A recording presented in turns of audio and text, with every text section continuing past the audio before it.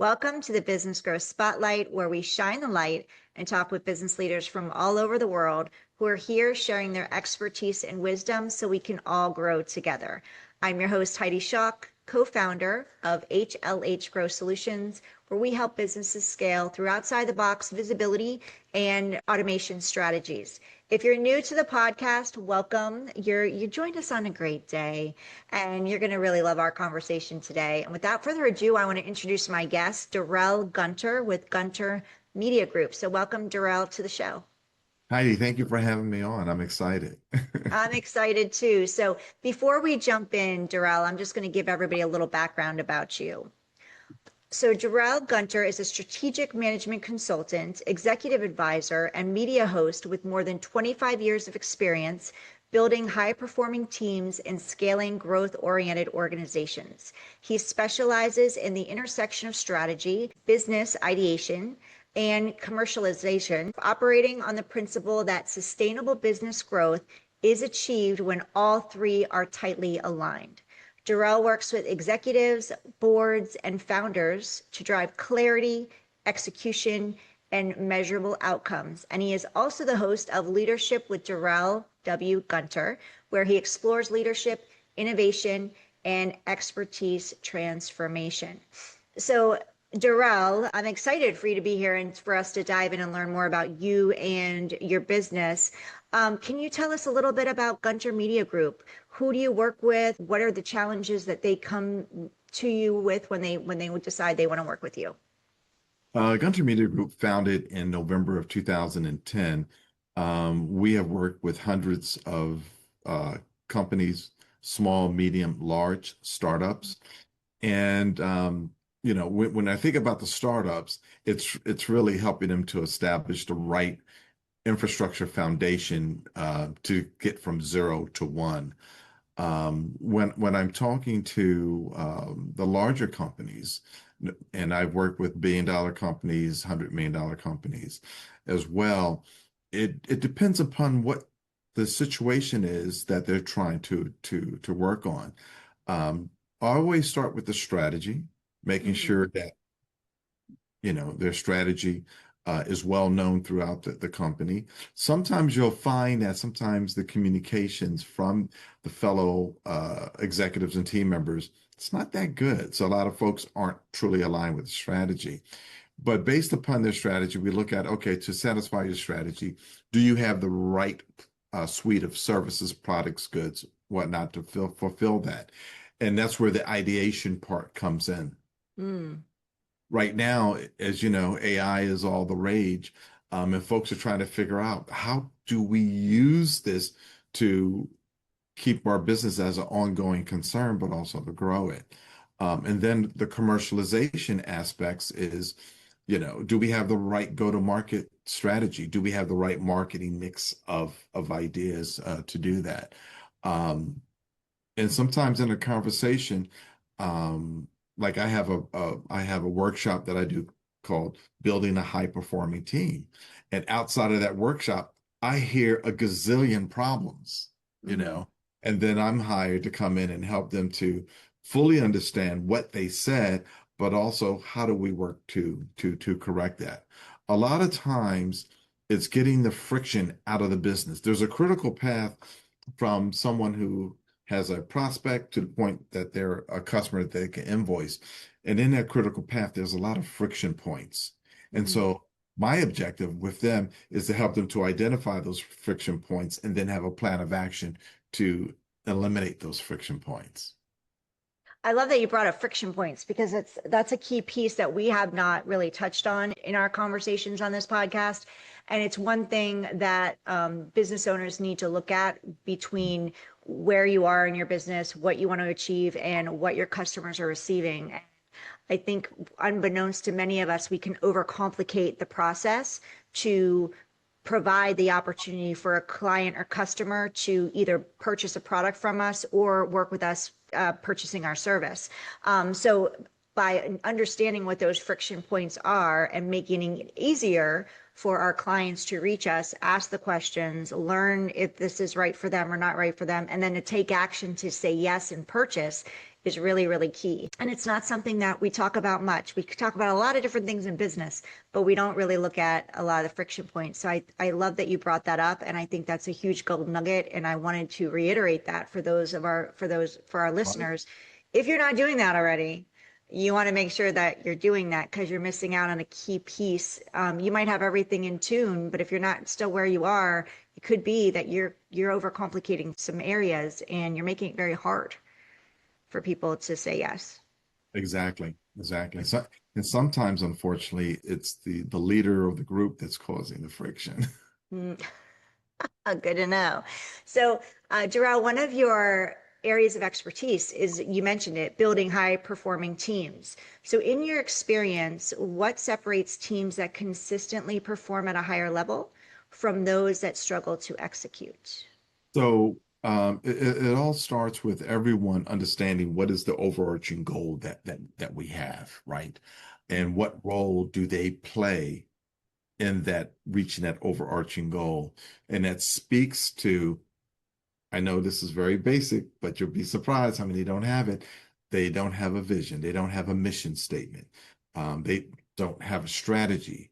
And then if they do have a strategy, okay, so what are the types of people do we need to perform these services for us to achieve that strategy? Do they have job descriptions? I know it's very, very basic, right? But you'll be surprised that a lot of companies that have been around for a number of years, they have job descriptions, but they haven't updated them. And then Mm, that speaks to the performance objective setting, the annual performance objective setting, and then, of course, the checkups during the year, and then the performance review. All of those, having a lack of all of those creates additional friction in the business. And that friction slows up customer commerce. yeah. So friction could be across the board in all areas of your business. So you're not just looking at friction when it comes to customers saying yes to you. It's also with your teams, with your upper level management, all of those areas inside of your business. Uh, Exactly. yeah, Mhm. and when you're saying sharing all of this, I'm just thinking overcomplication and what we can do, and success leaves clues, and there's all these little shiny objects out there that we can get sidetracked to. And you mentioned, having a vision and making sure you understand your mission statement and that your team understands that, and your job descriptions. It sounds basic, but it's what businesses are missing out on and what's causing some of those bottlenecks for them. So although it could sound basic, it's obviously things that businesses are missing. And when I say like shiny objects, we're always looking to the next best thing that's going to help us. When at the end of the day, the tried and true stuff that's always been there to create success in our business is still true. Those are still the things that we need to be doing in order to get the ball moving and to create growth inside of our business. Yes? That's correct. There's a principle. I teach at Seton Hall as well. I teach professional sales since been doing it since 2009. And my deceased colleague, John Hoffman, who I had hired to train my teams years ago at Dow Jones and Elsevier, um, when I got the assignment to teach, I said, John, come on in and let's do this together. But one of the things that he always stressed is the best practice principle. And the best practice principle is what is the best practice to do a particular task or particular thing? And then, of course, to practice the best practice and then get trusted feedback. And what I find is that it's a very simple thing, but it's very challenging for folks because they have to put their ego aside. Ah, They have to put their ego aside and have a good trusted mentor, if you will, that they know that they're going to get good, solid advice from, and also to follow that advice. yeah, exactly. You need to execute, right? Take the advice you're given and then follow it and execute it. So you brought up AI. You mentioned AI. It's here. It's not going anywhere. I always talk about this in every episode because it's a piece that businesses are either starting to dip their toe in embrace, or they're a little further in the journey. But organizations now we're navigating AI. hybrid work, rapid change, and shifting expectations. So, what leadership qualities are becoming even more important today in today's business environment? I think, you know, I've been involved with AI since 93. Mm, I've written an edited volume about blockchain and AI entitled Transforming Scholarly Research with Blockchain Technologies and AI. And that published in 2021. The reason why I bring that up is that I was talking about this to different industry executives, and they're like, yeah, but that's far down the road, right? And then of course, Chat GPT comes along, and then all of a sudden, everyone's like, oh, we need to learn this. It is a mind shift. It is a behavioral shift that leadership needs to do to lead the way. And this isn't something where a leader can say, oh, I'm gonna let my IT people handle that. No, no. You really need to understand it and embrace it. And when I say to folks, AI has been top of mind with us in the theatrical sense, because for those who are old enough to remember Star Trek, Captain Kirk would say, computer, and ask the computer a question, and the computer will come back with results. And that's what AI does. It puts content in context. I always used to before ChatGPT came along, someone would ask me a question, and I would say, I know it's there somewhere. I said, my random access memory in my mind will get to it. And eventually it does. But with AI, it's instantaneous. And hmm interesting statistic that I heard recently from some HR folks, no, the recruiters, was that the number of CEOs that had decided to retire because they just didn't want to deal with it. Wow. They just didn't want to deal with it. But it is an opportunity for us to advance. I'm all about, Gunter Media Group is all about advancing humanity. And Mm, advancing humanity is allowing folks to get access to information that they normally could not, or just didn't have the wherewithal to get access to it. AI is going to allow us to do that. So the question is, now that we have this tool that allows us to do things more effectively and efficiently, what else can we do with our time mm. to advance humanity? Oh, I love that. Yeah. So how are you using AI inside of your business today? And what advice would you give to leaders who are trying to move beyond experimentation and into practical implementation? Well, in our business, we use it to analyze information. We use it for prospecting. We use it for competitive intelligence. I mean, I use ChatGPT, Gemini, Claude, Copilot, OpenClaw. I mean, there's so many great tools out there. And the other thing is that there's so much free information. When I say free, it doesn't cost you anything, but it's costing your time and attention. Mm, So what I advise folks to is to, and I have a bunch of links that people have posted in regards to these free seminars on how to use the various different tools. It's a mental embracement of AI and thinking, okay, now this is what I'm currently doing. This is how much time it takes me. If I was to use ChatGPT or Claude or whoever to do this, it's going to help me do it faster. So how can I take that to the next level? mm, How can I encourage my team? I'm on the board of a particular nonprofit, and I did a session on Notebook LM, and I was disappointed at the response of this nonprofit's team members, that they didn't want to change. mm. And these are younger folks. I was like, okay. you know. So I had a sidebar conversation with the executive director, and I said that change is very important, especially when it's going to make you more productive, for Mm. that. So they're talking about, we don't have the time to do it. Well, where are you spending your time? You're spending your time on doing the same redundant task that take extra time.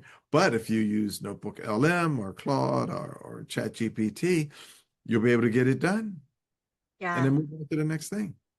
Yeah. Well, I just heard of a prompt yesterday from a gentleman who was on the show about prompt cowboy. I've never heard of it before. Have you heard Yeah, of I it, haven't heard of Darrell? that either. Right. Yeah, so there's so many AI tools out there, and I'll hear business owners say, I'm not doing AI because there's so much out there and it changes so fast that I don't have the time to learn it. And I'm like, just choose one or two, find one, Right. ask Chat or Claude which ones are the best for you with your goals, and it'll tell you. You don't need to use 50 types of 50 AI Exactly. tools. You just need one Exactly. or two just for, like you were sharing, get your time back, right? Get some of the time back, take some of the things off your plate that you don't need to be spending the time researching. Let AI do that for you. But Prompt Cowboy, from what I was told, I haven't looked at it yet. I'm going to do it later today. But I thought Okay. I'd share it because I was excited to hear of a new tool I hadn't heard of. And what it does, it allows you to get better results and responses from Chat and Claude and those agentic AI tools by sharing. You input the information and then it will share with you the exact prompt to give Yes. them so that Yes. you're getting a better answer, which I thought was really interesting and cool Very and cool. Very and fun to cool. test out. So yeah, so if you want Very to try it cool. out, that's a new one. I'm definitely going to check it out. Yeah. So Darrell, can you share a recent example of a client? You don't have to share their names or company names or anything like that, who is facing either a leadership, communication, or organizational challenge. And what was their bottleneck? And how did you and your team help? And what changed for them once you were able to work with them? So one example is the one that I was referring to about the nonprofit board that I'm on. And what the challenge is getting the staff to realize that there is a better, quicker way to do their current work. And one of the issues is that they don't want to change. So then I go back to, well, okay, so let's look at their performance review setting objective. How are they reviewed? And the executive director realized that within their job description, it wasn't there. Within their performance objective setting, it wasn't there. Another example is for one of my clients, we have sold a major energy company a particular AI service, which is allowing them to do some phenomenal things. But folks are used to doing their work the old way. So, a couple things that I said to them. One, we got to move from just having an open system to having username and password. So you'll have data as to who's using it, who's not using it. I said, but also let's go back to fundamentals. Let's go back to basics. Let's put in their job description as well as their performance review that this is important and they have to demonstrate the need for it.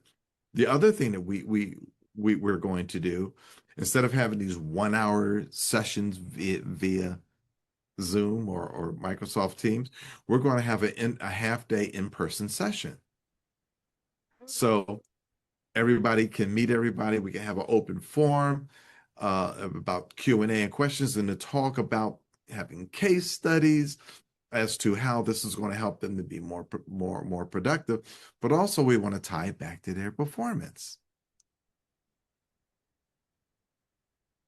Thank you for sharing that. And what I'm interested in, you shared how you're helping other people grow and with the organizations, the startups, and you've worked with startups to $1 million, multi-million dollar, even billion-dollar companies. So what's working best for you specifically today when it comes to visibility, generating new opportunities, and continuing to grow your business since you've been in business for a very long time? Yeah, and being in business as long as I've been and being a known quantity in the industry is helpful. But one of the things that I do is that I develop what I call a business hypothesis. I look at their business and really determine where I can be of assistance to them. Mm. And then in my outreach to them, it's not, I just want to have a meeting. Hey, here's an area where I feel there's an opportunity where you can grow your business, expand your business, or address a particular issue. And I always get the meeting. I always get the Wow. meeting, tell me more, Darrell, about that. Like give you example, this morning, I just shot a note off to the IT person for the Commonwealth of Pennsylvania. And I've identified like 8 areas where we can be of assistance to them, Mm, and of course I will await her feedback, mm, for them. But it's always about how can I show them a way to address an opportunity, address a problem. What what really annoys me, because I have vendors contact me all the time, oh, we can help you get more leads. We can help you get more leads. Yeah. Tell me something about my business. Tell me Right. How do how you know I need more leads? You don't even know if I need more leads yet. exactly, exactly, Yeah. Yeah, so in the consultative sales process, it's all about demonstrating how you can help them Mm, do something better, solve a problem, yeah. improve. And it comes back to that old adage, I guess. People don't care how much you know until they know how much you care. Right. And right. And so, like, going back to what we talked about earlier, like, there's always going to be new ideas and new strategies that people are saying. But if you just stick with the basics, there's basics that when we're always looking for the next big thing, we're missing out on the basics of building a business that are tried and true and Right. have been creating successful multi-million dollar, billion dollar businesses for the past decades and decades and decades. It's the same. It goes to the credo of the instructions on shampoo. Rinse and repeat. Ah, yes. In business, you want to rinse and repeat the best practices because that keeps your client, your customer, your prospect happy. Absolutely. Um, okay, so you said you look at their business and then you reach out. Are there certain methods of reach out that are working better for you? Are you doing this through social media platform? Are you doing this via email, through a phone call? How are you reaching out, or are you like doing it through various, I mean, various it's methods? yeah. I of course I use LinkedIn. Mm, Um, the other night I was at an event and where I met people directly. So I met them. Said, "Oh, let's schedule a meeting." If someone says to me, um, "Yeah, you can contact me," I take it that they're sincere. mm, Very seldom do I contact someone. I like, well, what is this about? You know, right. and Yeah. then of course LinkedIn, or I am typically one LinkedIn connection away from somebody. Mm. So, are there some methods that you've used, marketing wise, visibility wise, outside of this method that works for you that you tried that just didn't give you the ROI or I'm not the a big return basically that you had hoped for? I'm not a big fan of mass mailing, or the drip campaign. Mm-hmm. You know, I'm not. I mean, I'm just not a fan of it. I know people have used it. Again, I'm a consultative uh, consultant executive. Um, Typically, I have like 3 things to talk to somebody about that that not only catches their attention but gives them something to think about. Perfect. So, if I could give you a magic wand, Darrell, and you Mhm. can wave it over one challenge or issue you're having right now in the moment and go poof, and it disappears inside of your business, what would that challenge or issue be and why? Yeah, I mean, I think one of the things that I really curtailed over the last year, and I'm not done yet, is cutting back on a variety of of things that I go after. Hmm. You know, Meaning, what do you mean, like marketing wise or business wise, businesses that you're. business and also and at one point, I had spread myself too thin. I was on 5 nonprofit boards, so Ooh, yeah, that'll keep I'm you only busy. I'm only one person, right? So I'm That'll only keep you busy. Yeah. you know it gave the nonprofit boards provided me with a lot of community fulfillment, which is great. But my wife Deb had me realize that it's just me, you know. 6 minutes, 30 minutes here is a choice that I can't do something over there. So So you're getting protective of your time. very protective. Yes. Yeah. I'm I hearing mean, that from a lot I give you of example. yeah. I'm being contacted. I get at least 10 requests to be on someone's podcast. And now, you know, I'll choose out of the 10 that I'll get weekly, I'll choose one.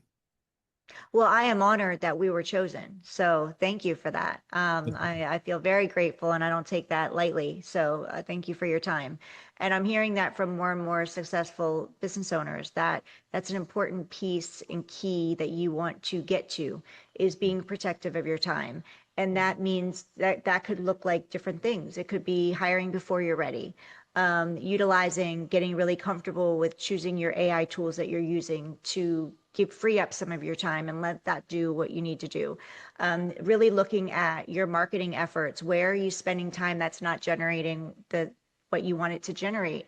If you're getting a lot of your success from speaking engagements, then that's what you should be leaning into and maybe doing less of some other things. I'm not saying that they don't work, but really getting clear on what's working and what's not working. And I think that needs to be evaluated very often inside of somebody's business.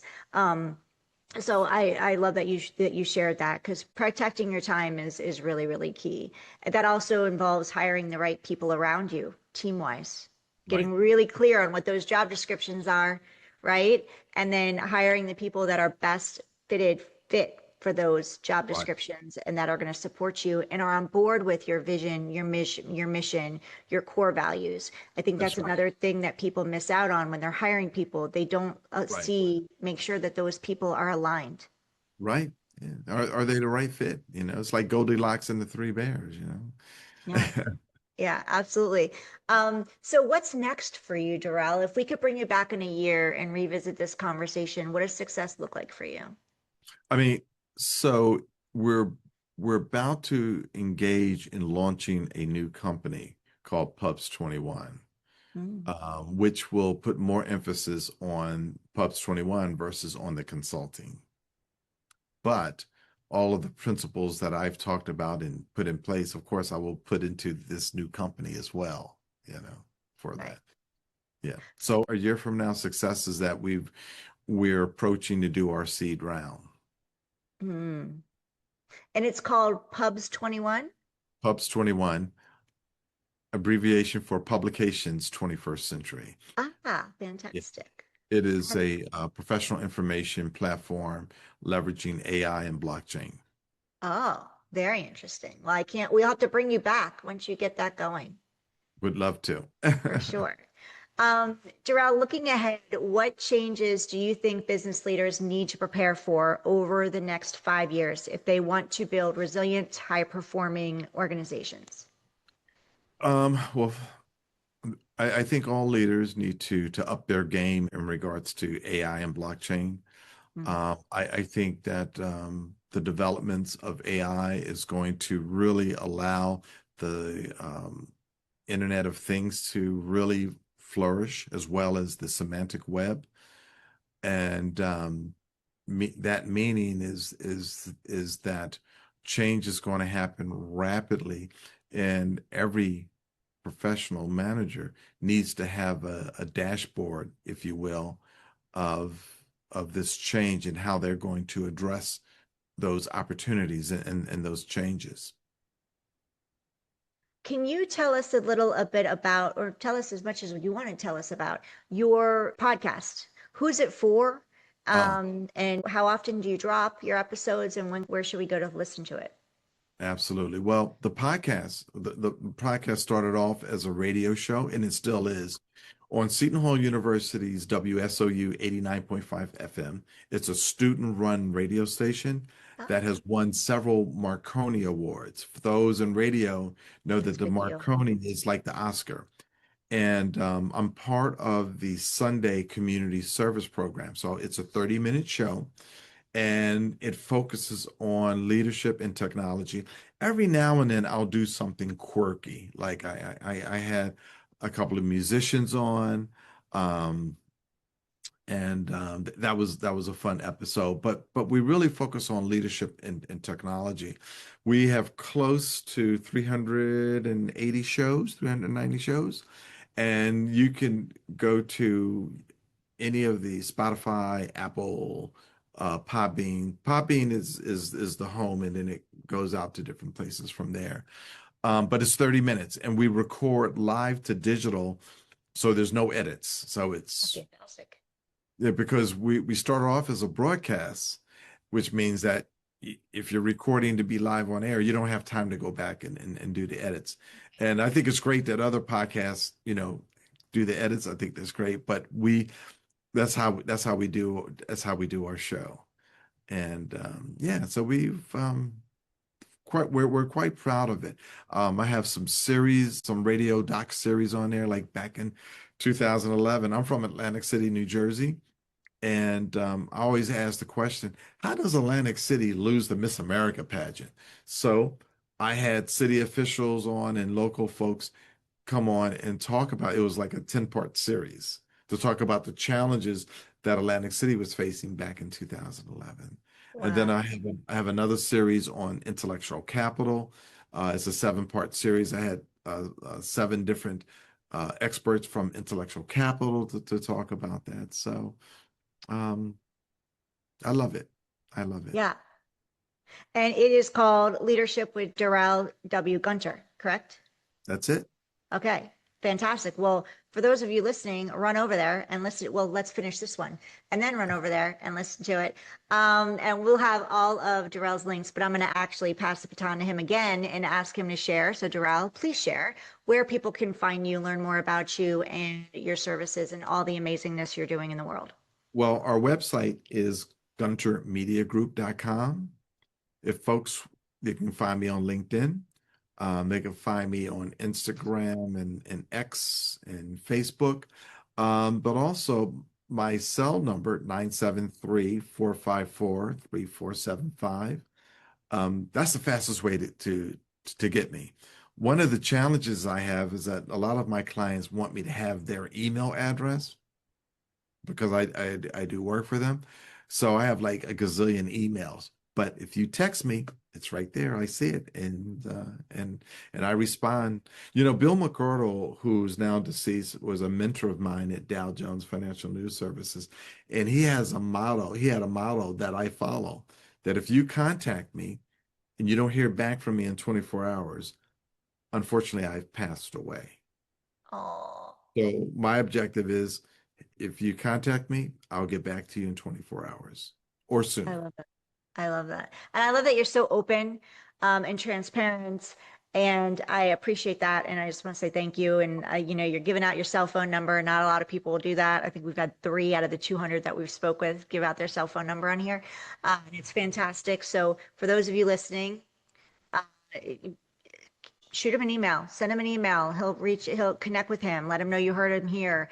We'll also have not only his cell phone number, but also his links. I would say text him versus call him. That way you'll definitely get a response. I know for me, I get so much spam these days. I don't know about you, Darrell.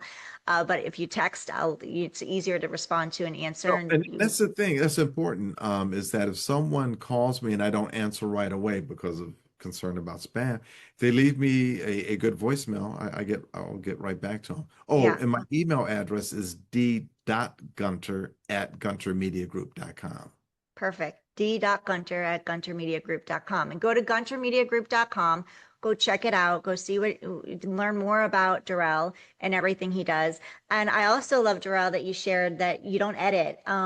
We don't edit. We edit if we need to or if somebody requests, but we prefer, like, I love just being off the cuff and kind of laughing at myself if I flub something. There's been times where I'm recording on a Friday and it just, my mouth couldn't keep up with my brain or vice versa. I don't know what was Well, going on, but there's the moments and it's just funny and it's fun and it's real and authentic. And so I share that with all of you listening because if you don't have a podcast and you're looking to become more visible, this is a good way to, one, especially if you want to be a speaker, hone in your speaking skills and don't edit. have fun with it. Learn how to, because you're going to learn quickly, especially if you go back and listen, how many times you're actually saying how many times that you might be repeating yourself, because you don't think you are, but then when you go listen, go, I said 57 times. That's right. Right? Right. And then the more you do, the better you get, the more it'll flow, the less you'll be reading and the more you'll be like talking off the cuff Yep. and the more fun you'll have. So it's a great experience if you don't have one. It's great to do. I just said and Yeah. enjoy it and bring on guests. It's a great way to network too, especially if You you're you one learn an so much. introvert like me and you can't get out. You like get out in the world and walking into a room can be overwhelming for you. This is a great way to connect. You learn so much. You learn You so do. much. You do. You do, absolutely. So for those of you watching us on YouTube, Darrell and I say hello. Thank you for being here. We're grateful. And if you know of somebody that would benefit from hearing Darrell today, learning more about Gunter Media Group, please share this episode with them. Because I know people are out there that need to hear this.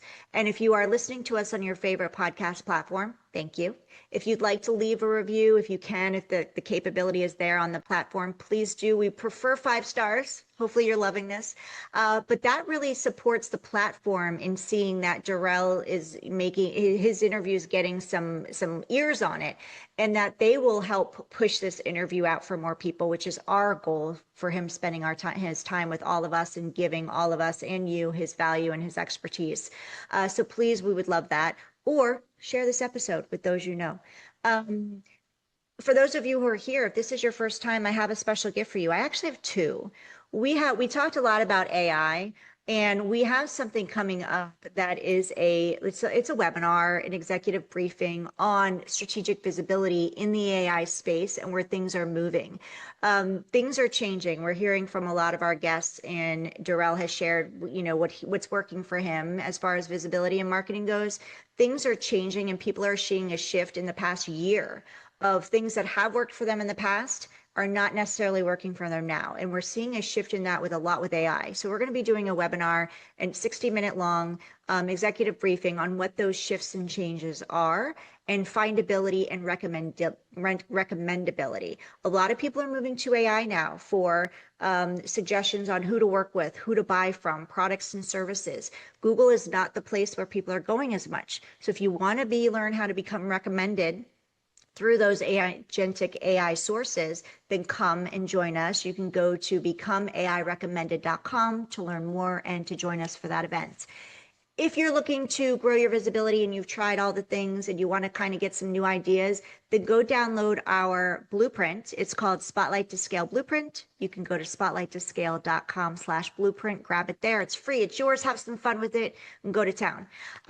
Darrell, before I let you go, is there anything that you'd like to share or say that I didn't ask you or we didn't talk about today? Well, I mean, I think as I close my show, my tagline is leadership begins with you. For folks to be self-reflective about how they're interacting with their colleagues and helping to grow their particular team members and have a really genuine concern about their professional growth. I love that. It's a perfect way to end and wrap it up. So thank you, Darrell, for being here. Thank you all for listening. Go to guntermediagroup.com, correct? Go check him out there. Go listen to the podcast. Go connect with him. Send him a text and let him know you heard him here. And I would love to maybe bring you back in a year or so Would and love we'll to. chat again. That would be fantastic. Thank Would you love all for listening, and we look forward to seeing you on the next episode of the Business Growth Spotlight.